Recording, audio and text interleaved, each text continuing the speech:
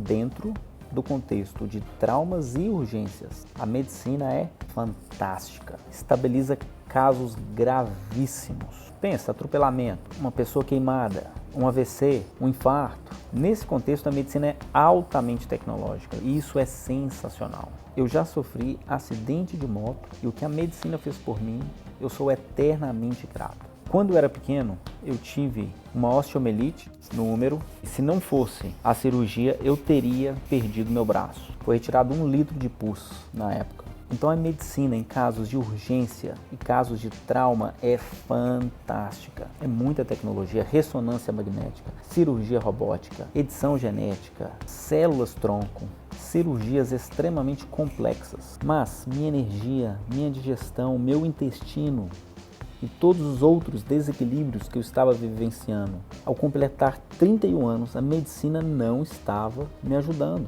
Esses desequilíbrios no meu corpo não eram traumas nem urgências. Eu precisava no dia a dia fazer meu estômago funcionar, minha cabeça funcionar, meu intestino funcionar, minha energia voltar a todo vapor. Um medicamento que reduzia minha acidez no estômago me dava um alívio, mas não me ajudava a produzir ácido suficiente para digerir os alimentos. Um remédio para dor, para o meu trapézio e para minha enxaqueca me ajudavam com os sintomas, mas não resolviam o problema.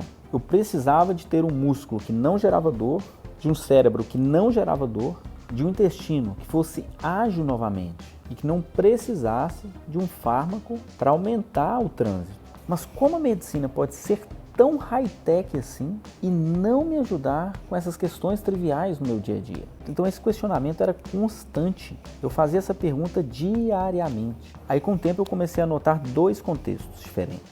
O contexto de traumas e urgências e o contexto de condições crônicas. O contexto de traumas, ele ocorre no hospital. Exige muita tecnologia para estabilizar casos de traumas e urgências. O contexto de doenças crônicas, ele ocorre na vida, na cidade, em sua casa, no trabalho. O risco de morte a curto prazo é muito baixo. A doença crônica mata aos pouquinhos. Um caso de urgência, ele pode matar muito rápido. Então exige um centro tecnológico. Então as urgências ocorrem em centros tecnológicos, hospitais. Condições crônicas ocorrem no dia a dia.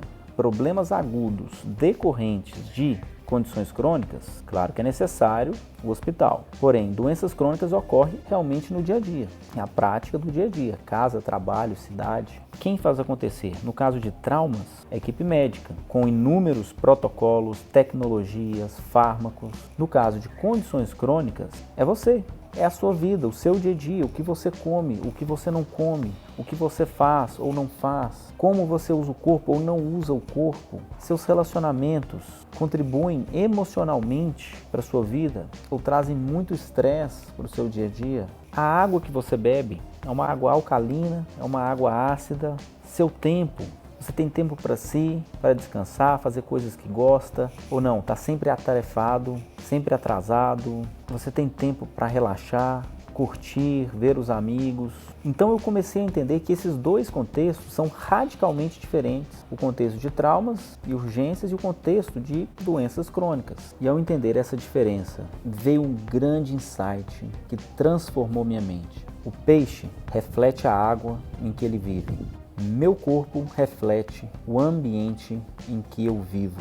Foi exatamente nesse ponto que eu comecei a enxergar 2 caminhos. Quem vai fazer por mim? O médico, a clínica, a equipe médica, profissionais de saúde, ou seja, eu passo a bola para eles, ou eu assumo minha responsabilidade e desenvolvo minha autonomia. E se eu entregar essa responsabilidade ao médico, o que ele vai fazer por mim, já que eu não estou lá dentro do hospital? Da mesma forma que o médico não pode fazer exercícios por mim, o médico não escolhe os alimentos por mim, não reduz a carga tóxica das minhas células por mim, não regula a voltagem das minhas células por mim, já que a medicina não consegue controlar esses fatores do ambiente para reequilibrar meu corpo, ou seja, já que a medicina não consegue controlar as causas que estão desequilibrando meu corpo e gerando vários sintomas, ela consegue pelo menos controlar sintomas e trazer o alívio que eu preciso, através de fármacos e algumas vezes cirurgias. Reduzir dor, reduzir temperatura em caso de febre, reduzir colesterol, diminuir a acidez do meu estômago para me dar um alívio, etc, etc, etc. Qual então o elo entre eu e o médico?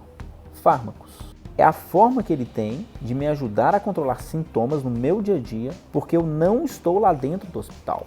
Então, você está falando que fármacos é ruim? Claro que não. Estou dizendo que esse contexto, que não é de urgências e nem de traumas, a história do peixinho no aquário, os fármacos não vão me ajudar a nutrir minhas células, a reduzir a carga tóxica das minhas células e a regularem a voltagem celular das membranas celulares do meu corpo. E o segundo caminho, e se você toma para si a responsabilidade de configurar seu corpo, a responsabilidade de prover uma água para o peixe, que ele vai funcionar muito bem. Esse é o outro caminho. Eu não transfiro essa responsabilidade para outra pessoa. Eu assumo ela. Ela é minha e eu faço acontecer. Eu atuo no ambiente para configurar meu corpo. Nutrição das minhas células, detoxificação das minhas células, voltagem celular das minhas células. Aqui é uma jornada de autonomia. Eu sou o autor e não o executor. Eu trabalho o ambiente em que vivo. Nesse contexto, médicos e profissionais de saúde podem me ajudar com conhecimento, análises, interpretações, estratégias. Para isso, ele tem que entender como o corpo se configura a partir do ambiente que ele está inserido. Então, esse foi o insight e, ao mesmo tempo, uma grande decisão em minha vida. Eu tomo a pílula vermelha ou a azul? Eu continuo esquivando minha responsabilidade e autonomia sobre o meu corpo e desconsiderando o contexto em que eu vivo, o peixinho no aquário, e transferindo essa responsabilidade para o médico ou para profissionais de saúde, ou eu entro em uma jornada para descobrir a interação corpo-ambiente, para alterar, ajustar e criar um ambiente que reequilibre meu corpo, que faça meu corpo funcionar da forma que eu sempre quis.